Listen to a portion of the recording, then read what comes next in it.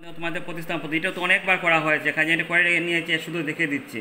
Same আগের মতোই আমরা 6 দিয়ে ইন্টু করতে 6 কেমনে পেলাম, 3 দুগুণে 6 লসাগু যেটা পেয়েছি, এটাতে ইন্টু করলে কী হবে, 2 দিয়ে কাটলে 3 দুগুণে 6। সেম এখানে 3 দিয়ে কাটলে 3 দুগুণে 6, 1 ইন্টু 6 উভয় পক্ষে 6 দ্বারা গুণ করি। এখন দেখো 3x 4y মাইনাস 6। এরপরে দেখো দ্বিতীয় সমীকরণটা সেম 3 আছে হর, কাজে হর দিয়ে পূরণ করলে 3x, আর এদিকে 3তে কাটা গেল, আর এদিকে 3 থেকে 9, ওই যে 9 পেয়ে গেলাম, আর দিকে 3x, আর 3তে কাটা গিয়ে হলো minus Y, that is minus ওয়াইটা এদিকে থাকলো, আর 9টা আমরা এই জায়গায় তো আছেই, কিন্তু 3xটা যদি এদিকে থেকে এদিকে যাই, এটা তো আগে ছিল প্লাস, এদিকে হয়ে যাবে কি মাইনাস 3x।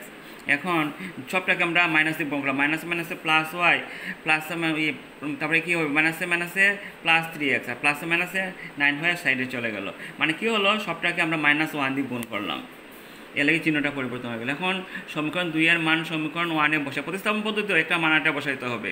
তাহলে আমরা 2 নম্বরটা, 1 নম্বরে কি আছে 3x প্লাস 4y, ওয়াই জায়গায় কী বসবে 3x মাইনাস 9 ইকুয়াল টু -6।